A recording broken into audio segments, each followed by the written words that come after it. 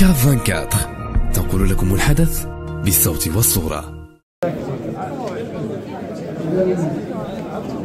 D'autres sur lesquels on se casse les dents, on n'y arrive pas. Mais on n'est pas KO. On ne va pas abandonner pour autant.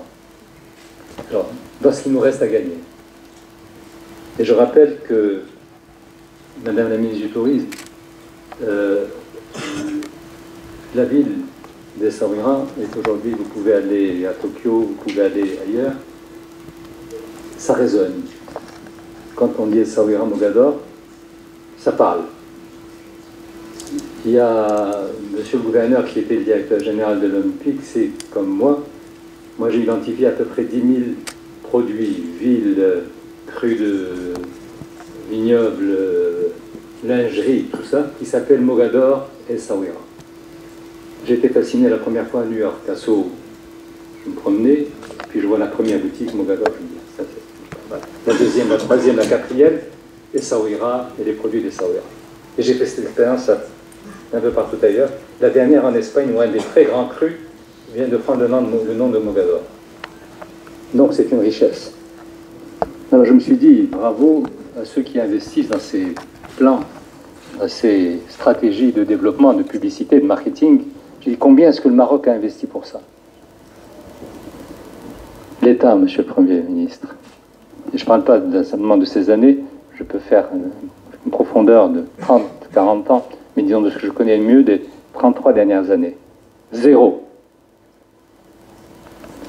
Donc il ne s'agit pas simplement de milliards qu'on investit pour promouvoir, il s'agit d'une réalité qu'on incarne et qui s'impose par elle-même. Mais ça a ses limites.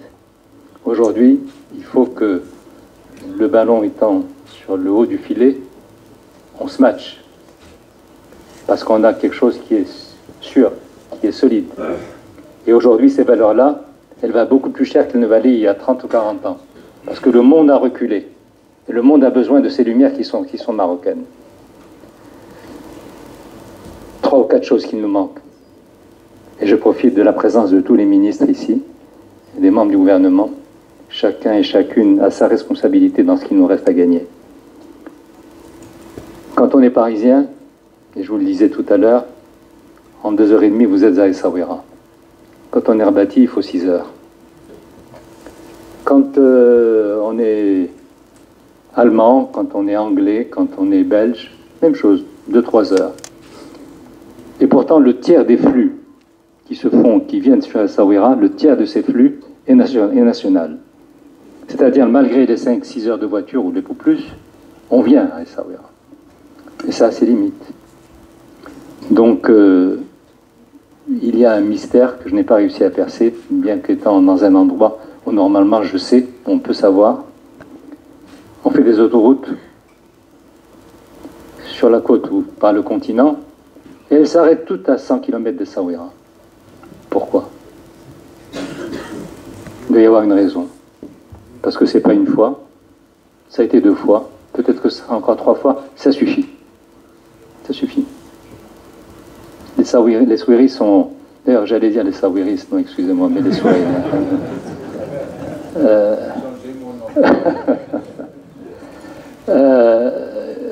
on ne sait pas, on ne comprend pas. Mais comme on ne va pas essayer de comprendre, il faut que ça change simplement, comme ça on se dit, c'est même pas la peine de comprendre, ça a changé. Ah, je comprends. On fait une autoroute Marrakech qui est connectée à l'ensemble du système autoroutier. On la prolonge en disant peut-être vers Essaouira, puis elle s'arrête à Chichaoua. On en fait une sur le continent, ça s'arrête au nord de Safi. 1 fois, 2 fois. Il n'y a aucune raison que ça continue.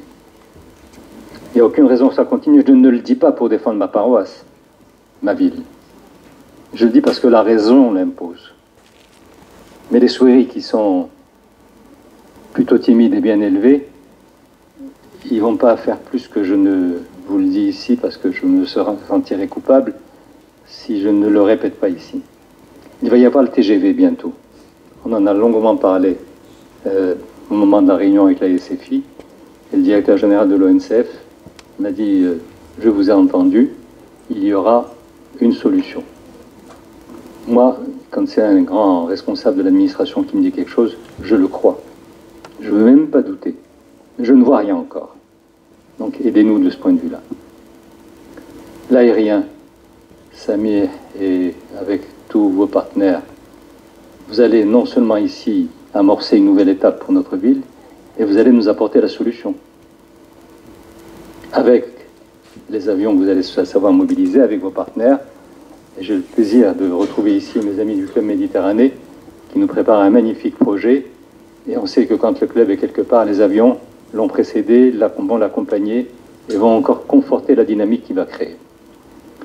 Donc tous les clignotants sont au vert.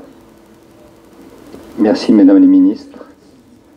Vous verrez des messages, je vous enverrai, je vous appellerai au téléphone pour vous dire tel jour à telle heure on a dit ceci, alors on est déjà une semaine après, qu'est-ce qui se passe?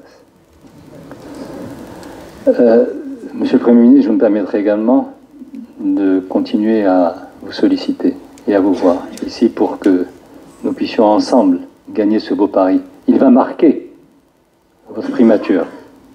Il sera un des éléments, et je le dis très franchement, sans aucun esprit de clocher. Je ne défends pas mon territoire, je défends mon pays. Et je suis sur un terrain sûr. Ce que cette ville dit aux autres, c'est un discours qui incarne le Maroc des grands, comme beaucoup d'autres villes, mais pas moi. Je voudrais, avant de conclure, aussi saluer ceux qui ont rendu cette soirée possible. Je pense à mon ami Lamia Boutaleb. J'ose dire, à l'intimité de cette salle, que sans elle, ce projet ne se serait pas fait. Pourtant, Dieu sait que je me mobilise, mais il s'est fait beaucoup grâce à elle. Merci Lamia, et bravo Lamia. Je voudrais aussi saluer la mémoire de quelqu'un qui a, depuis que Sa Majesté avait lancé ce projet ici, dans le cadre du plan Azur, fait beaucoup pour ce resort et pour la Samog. Il n'est plus parmi nous aujourd'hui, il s'appelait Jawad Oubehi. Il était le directeur technique de cette station. Il a été exceptionnel dans tous ses engagements et il a permis qu'elle survive à beaucoup de petites erreurs ou de grandes erreurs qui avaient été faites sur le parcours. Et il nous permet à nous tous d'être ici ce soir. Il est décédé, et Samir, je sais que vous connaissez cette histoire, vous avez aidé son fils. Et ça a été une tragédie qui malheureusement a suivi, et je voulais simplement ici avec vous rappeler sa mémoire et souligner et dire ma gratitude pour tout ce qu'il a fait.